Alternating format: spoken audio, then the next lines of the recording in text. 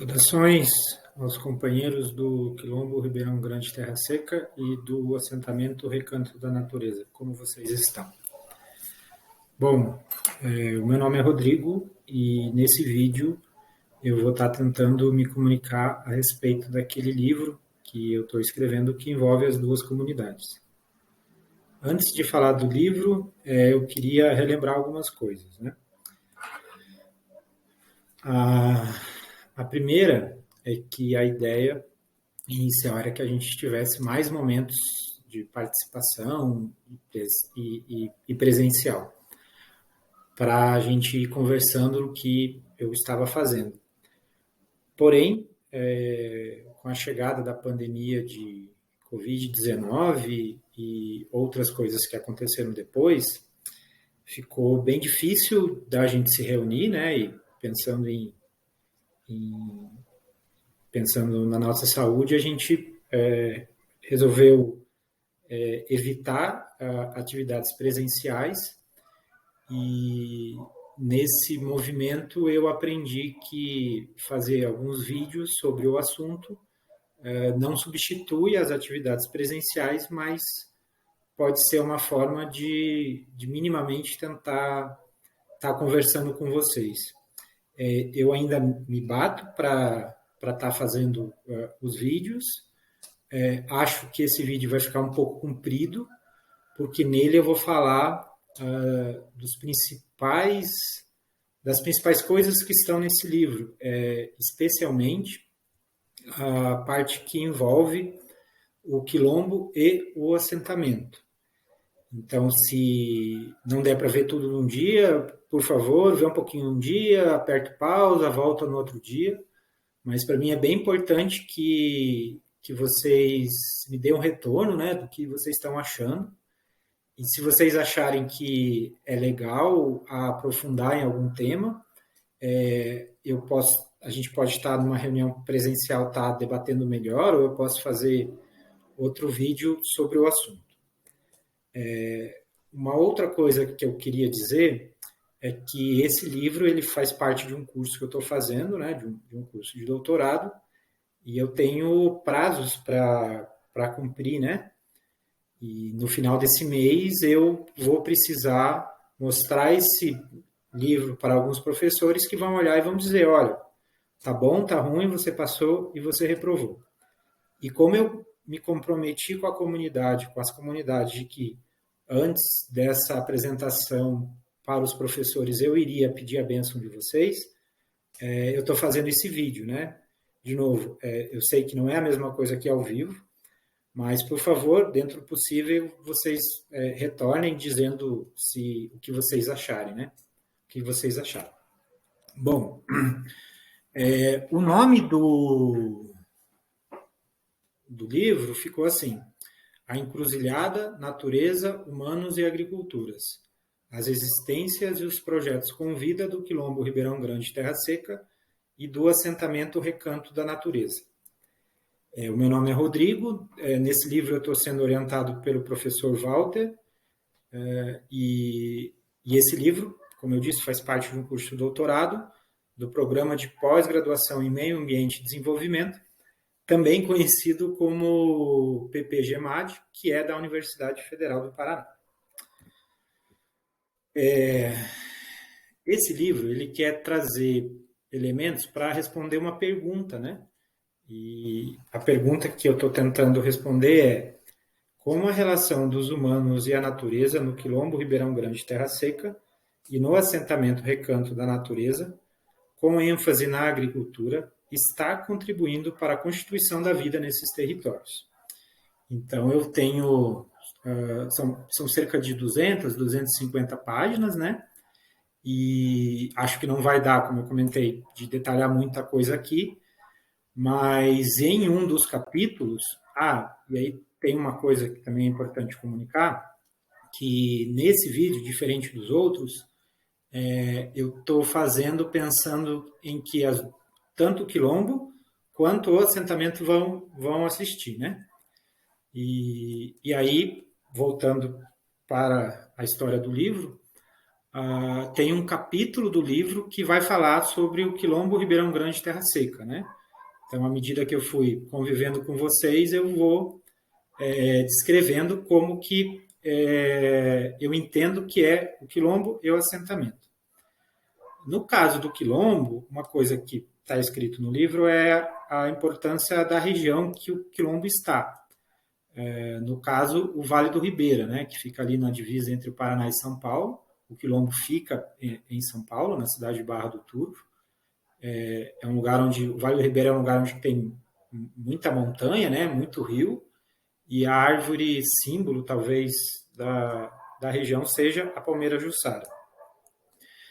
Bom, eu vou descrevendo, depois do Vale do Ribeira, o quilombo, e aqui nessa imagem tal, como está escrito lá no documento, né, lá no livro. Eu não vou ler aqui para não me alongar muito, mas depois, se vocês quiserem apertar o pause aqui e ver direitinho o que eu estou escrevendo. Mas eu vou dizer que o quilombo é um quilombo rural, que ele se vincula aos outros quilombos do Vale do Ribeira, né, a história dos outros quilombos do Vale do Ribeira, que o Rio Turvo é central, a força da ancestralidade também é algo muito comum, a influência da agroecologia, das agroflorestas e de uma unidade de conservação dentro do território do quilombo também é algo que chama a atenção.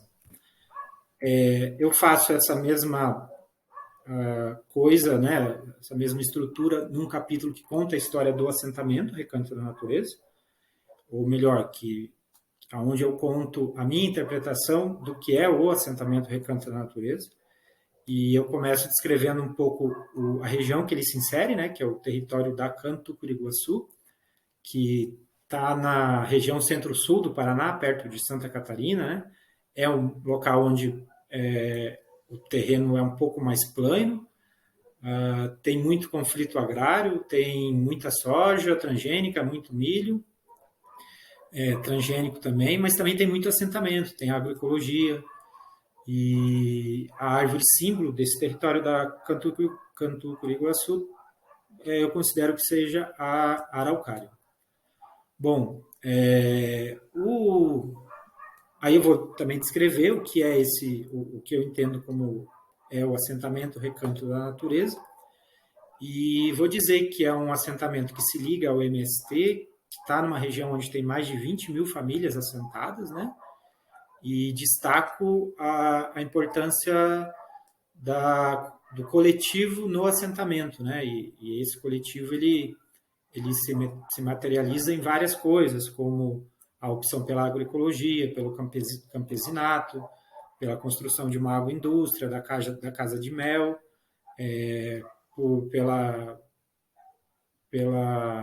pelas feiras, pelas entregas nos penais e nos PA, e por aí vai. Uma bugada aqui. Deixa eu voltar.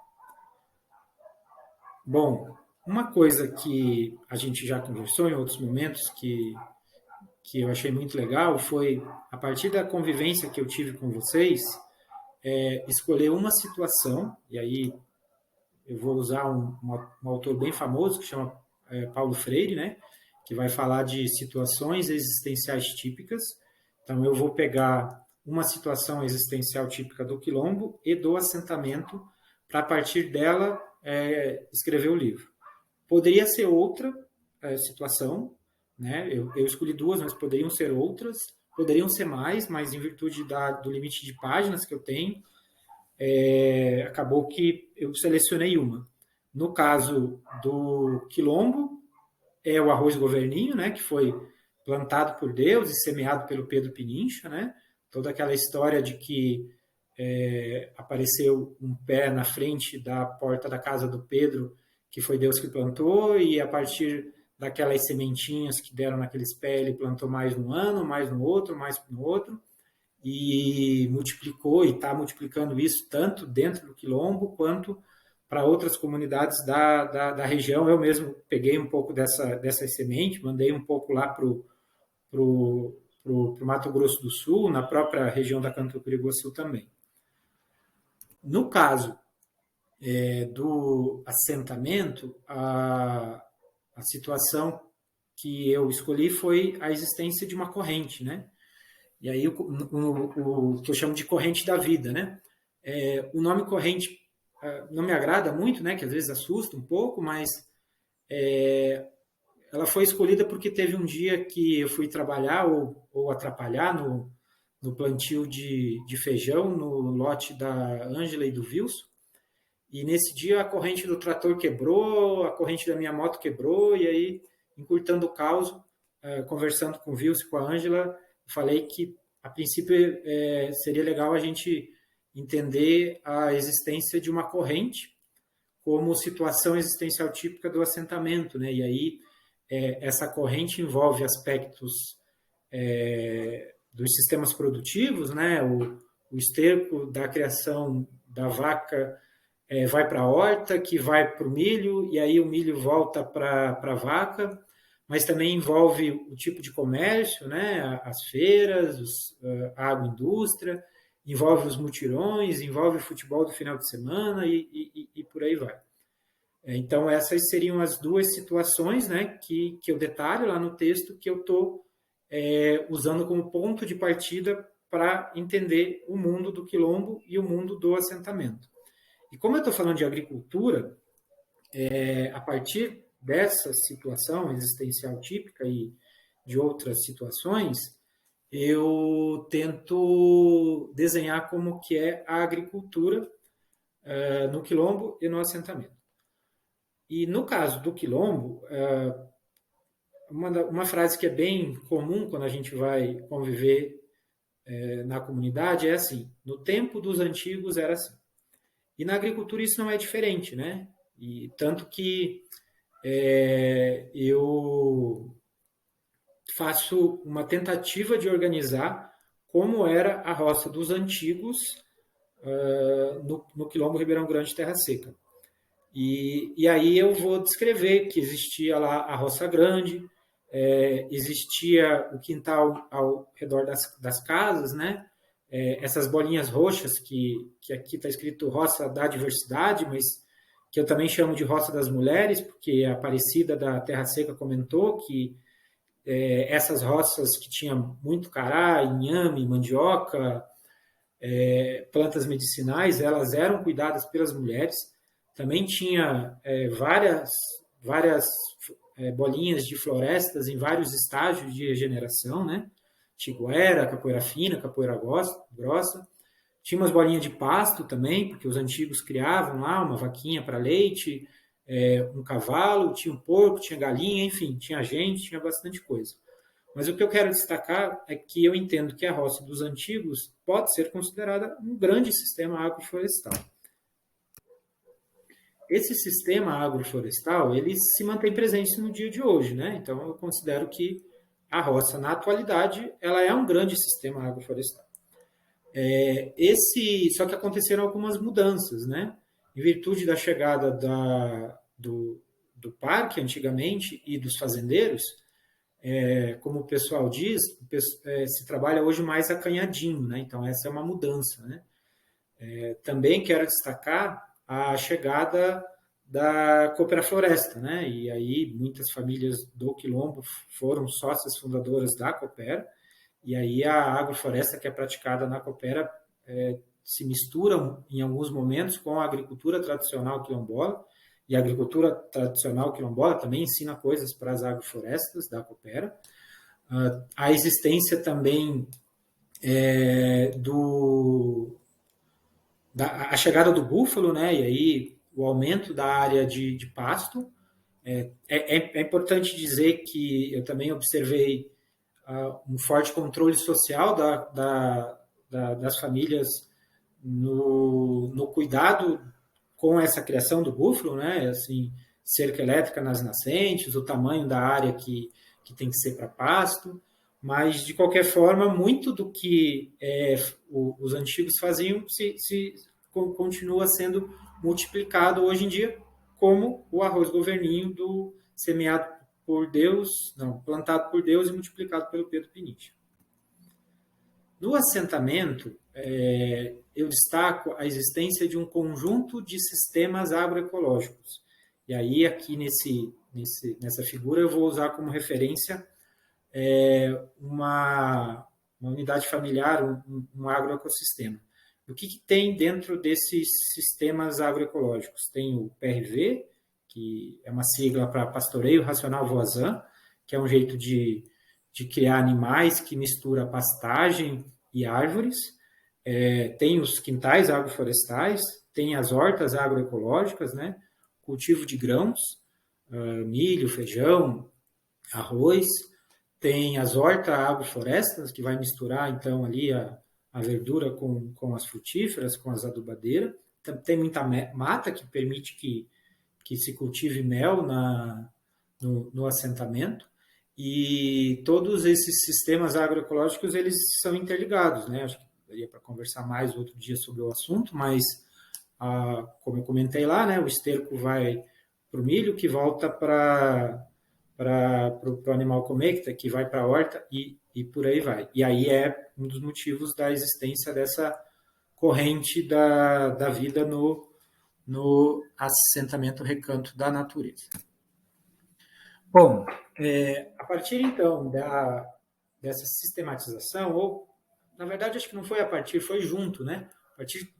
Na medida que eu fui convivendo com vocês, eu fui pensando algumas coisas, né? E uma delas é o seguinte: a gente aí, quando eu estou falando a gente, eu estou falando eu enquanto pesquisador ou enquanto uma pessoa que passou pela universidade, enfim, né? Os técnicos, os pesquisadores, os professores, há uma ideia, não em todos, mas há uma ideia forte de que a gente foca no tipo de semente que está usando, na quantidade de planta que tem, no tipo de comercialização e por aí vai. E uma coisa que eu aprendi com vocês é que para pensar a agricultura e talvez outras dimensões da vida, a gente tem que se perguntar qual é o objetivo que aquela comunidade tem no plantar.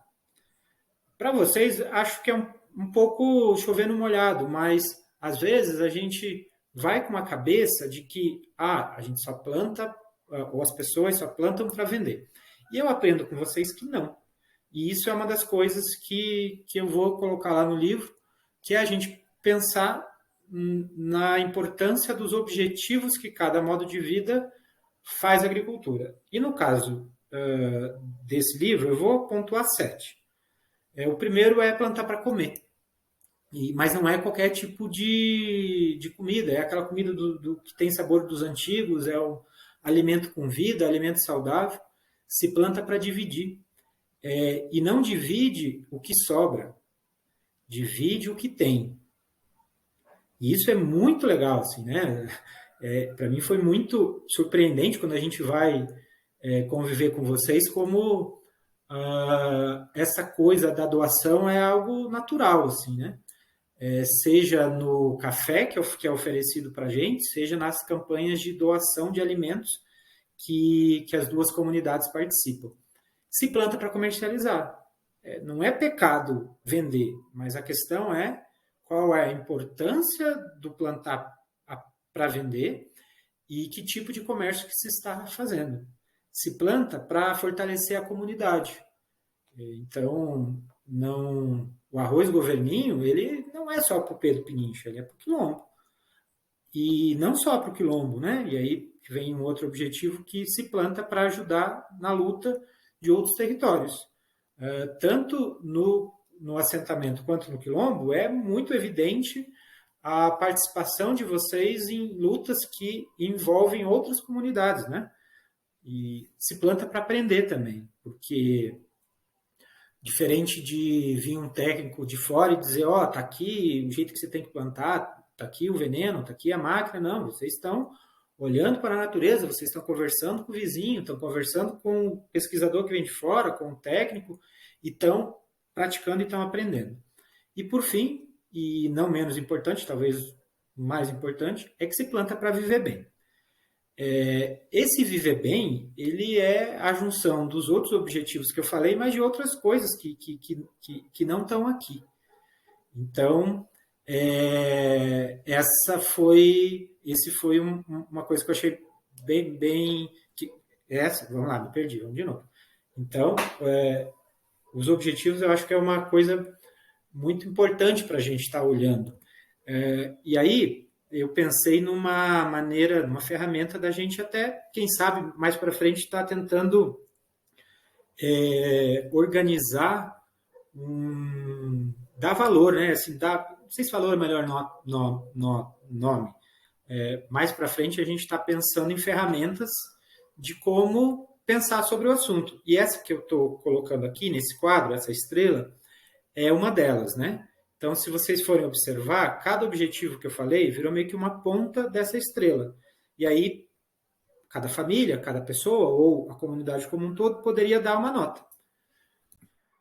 Nesse outro slide, nessa outra figurinha aqui, eu apresento 2 exemplos, né?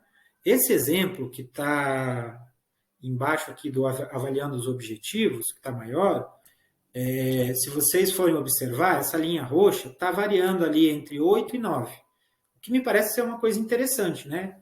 Todos os objetivos receberam notas entre 8 e 9. Então, eu estou entendendo que eu tenho que tratar esses objetivos com notas altas. Se vocês observarem na ferramenta do lado esquerdo, onde que está menor, quer dizer, para mim está no lado esquerdo, não sei se para vocês está, mas vocês vão observar que vamos imaginar essa família, colocou um exemplo fictício aqui, né, de que a comercialização é a coisa mais importante. Então, a comercialização é 10. Então, a família imagina que se eles venderem, eles vão viver bem. E eu aprendi com vocês que não é bem assim, porque a gente tem que olhar para as outras coisas, né? Tem que olhar para as outras dimensões da vida. Dito isso, e aí por isso que eu venho falar de encruzilhada, né? Que essa relação entre humanos, agricultura e natureza, ela é uma encruzilhada, porque de acordo com o tipo de objetivo que eu tenho, de acordo com o tipo de manejo que eu tenho, eu posso promover ou eu posso eliminar a vida. Por exemplo, eu sei que isso não vai acontecer, mas vamos imaginar que o assentamento resolva, o Recanto da Natureza resolva só plantar soja transgênica, ou que no quilombo o pessoal resolva só plantar pasto para criação de búfalo. O que vocês acham que vai acontecer? A gente vai diminuir o aprendizado, vai diminuir o plantar para comer, vai diminuir o plantar para dividir, vai começar a dificultar a convivência com as abelhas, enfim, vai promover a morte. Por outro lado, quando a gente valoriza a agricultura tradicional quilombola, quando a gente valoriza a agricultura e a agroecologia, melhor dizendo, há uma tendência de que se promova a vida. Então, é nesse sentido aí que eu acho que dava para a gente fazer um paralelo entre os objetivos, o tipo de manejo e como que eles estão, e como isso pode promover ou eliminar a vida. Bom, dando sequência aqui, a partir dessa convivência com as comunidades, eu fui dialogando com coisas que outras pessoas escreveram em outros livros. Eu vou tomar uma água, porque essa parte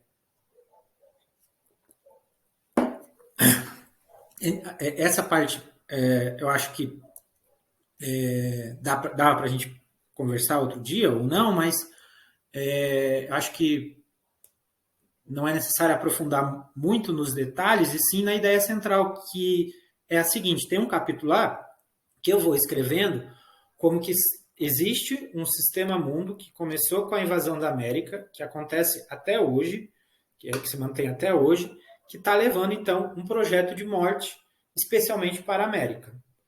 Por outro lado, desde a invasão da América até hoje, há resistência a esse projeto de morte. E no caso da natureza, que seria, não sei se, acho que bugou aqui, no caso da natureza, que seria um dos temas dessa pesquisa, esse projeto de morte ele aparece quando a gente transforma a natureza numa coisa, num objeto que serve para ser dominada e controlada pela parte da humanidade que foi categorizada como superior, né?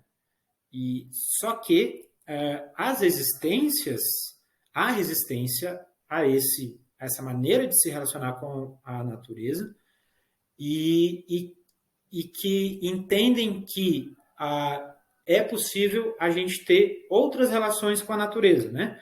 E que essas relações com a natureza têm como horizonte o cuidado com a vida. Dito isso, e já vinculando com a agricultura, um aspecto que esse projeto de morte leva para a agricultura é a ideia de que não existia agricultura na América antes da invasão europeia. E acho que isso daqui seria um assunto bem legal para a gente conversar em outro momento, mas eu vou tentar trazer para o papel como isso é uma mentira. E aí eu vou identificar de que há mais de 10 mil anos atrás, de norte ao sul da América, existia agricultura. E muito do que a gente come hoje é herança desse período. Por exemplo, milho, morango, abóbora, tomate, pupunha, erva mate, jussara, araucária, café. Agora deu uma engasgada aqui que é tanta coisa. Mas, enfim, são mais de 200 espécies que a gente cultiva hoje que são herança desse processo de mais de 10 mil anos. Então, me parece que essa é uma coisa interessante para a gente pensar, de que quando a gente fala de agricultura, a gente tem que reconhecer que existia e existe agricultura na América. Bom, avançando nessa história de projeto de morte para a agricultura, eu vou escrever lá, a partir de outros livros e da convivência com vocês, de que esse projeto de morte vinculado à agricultura acontece especialmente por 4 caminhos. Eliminação da herança socioambiental da América, que é um pouco do que a gente falou no slide passado, né? Essa história de que não existia agricultura na América e como isso acontece até o dia de hoje, né? Até os dias de hoje. Então, quando a gente diz, camponês não sabe plantar, quilombola não faz agricultura, quando se tem esses pensamentos, para mim, um indício de como até hoje parte da nossa sociedade ainda fica eliminando a herança socioambiental da América. Um outro caminho desse projeto de morte é homogeneizar os saberes e os fazeres. Apenas um saber vale. Apenas um jeito de fazer as coisas vale. Os outros não valem. Também se domina e se explora as plantas e paisagens. Então, assim, na agricultura, ou convivendo com vocês, tanto no quilombo quanto no assentamento, foi me ensinado assim, tem gente que vem aqui e diz, se eu não usar veneno, não produz nada. Mas, ou seja, está se dizendo, ou está promovendo a ideia de que se eu não controlar e não dominar as plantas, eu não produzo. E, por fim, o quarto caminho desse projeto de morte na agricultura é a inclusão na globalização neoliberal. Ou seja, em transformar o rural brasileiro num local onde produz monoculturas da Revolução Verde e que essas monoculturas elas não produzem comida e promovem êxito rural, concentração de terra, morte dos ecossistemas e por aí vai. Bom, pessoal, estamos chegando aqui no finalmente, então não desistam.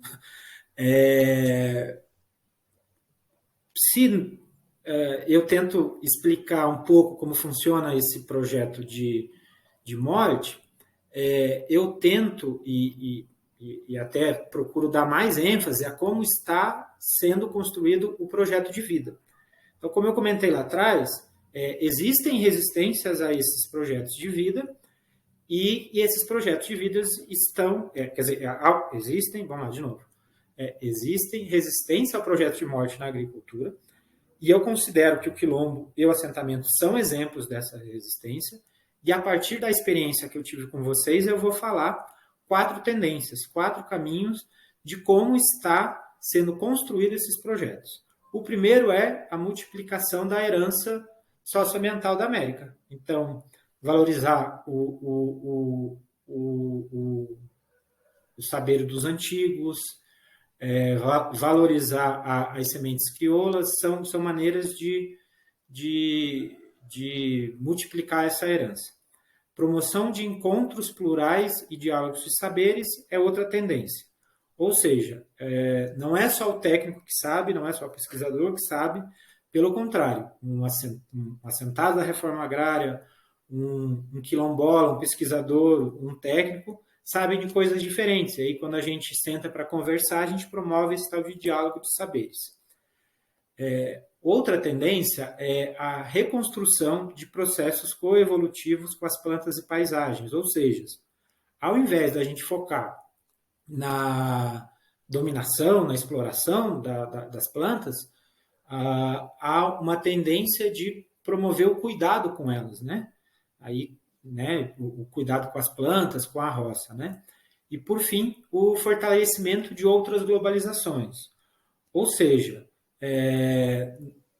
começar a fazer articulações com grupos de outros locais, mas que não tenham como foco apenas a produção de monoculturas da Revolução Verde.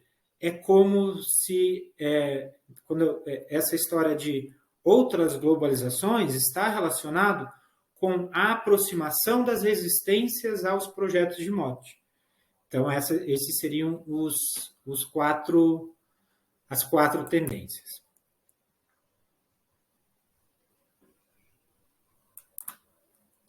Bugou aqui de novo. Agora vai. Espero que vá, pelo menos, né? Bom, e aí, já na parte final do livro, né, nas considerações finais, entre outras coisas, eu vou defender a seguinte ideia. Primeiro, existe sim esse projeto de morte para a agricultura. E esse projeto de morte para a agricultura, ele influencia, se não todo mundo, boa parte do planeta. Inclusive, eu identifico a influência desse projeto de morte da agricultura, tanto no quilombo quanto no assentamento. Então, por exemplo, a existência ou não de políticas públicas como o PA e o PENAI, a questão da disponibilidade de crédito a favor da Revolução Verde, ou a assistência técnica que diz que o único jeito de plantar é por meio do veneno. São influências que também chegam nessas comunidades, né? E aí é interessante a gente pensar e voltar àquela ideia lá dos objetivos de fazer agricultura e da encruzilhada, de como que a gente resiste a esse projeto de morte. E, dito isso, bom, agora me perdi aqui, deixa eu voltar. Já que eu estava mesmo... então, assim, existe, então, essa influência do projeto de morte, tanto no quilombo quanto no assentamento. Por outro lado, dizer que existe a influência não é dizer que esse projeto de morte é exitoso, pelo contrário. Eu termino ali, nas considerações finais do livro, dizendo que tanto o quilombo quanto o assentamento, eles são resistência a esse projeto de morte e que eles têm uma experiência muito significativa na multiplicação da vida. Tanto que tanto o quilombo quanto o assentamento podem e devem ser utilizados como referência para a multiplicação da vida em outros territórios, em outros locais. Bom, pessoal, o vídeo ficou grande, né? Ficou assim com quase mais de meia hora. Espero que vocês tenham conseguido chegar até o final aqui. De novo, quero agradecer ao período que eu convivi com vocês. Para mim, é muito importante que vocês dêem retorno do que vocês acharam aí, se vocês gostaram, se vocês não gostaram, se tem alguma coisa que eu estou falando aqui que vocês queriam entender melhor. Acho que tem várias coisas que eu vou trazendo aqui que foi passado meio por cima e que eu ficaria feliz em explicar melhor até. Então, assim, se vocês acham que é uma boa, avisem aí dizendo, olha, eu queria entender melhor quando você falou lá dos objetivos ou quando você falou da herança da América. E por fim, dizer que, então, no final nesse mês 5, eu vou estar apresentando esse livro para os professores da Universidade Federal do Paraná. Eu fiz um pedido para que esse evento fosse online, vamos ver aí se vai ser online mesmo. E se for online, eu vou avisar vocês e vou convidar para vocês estarem presentes. Já falei demais, me perdi, não sei mais o que dizer. Aqui está o meu WhatsApp, meu contato. Precisando de alguma coisa, é só gritar. Obrigado.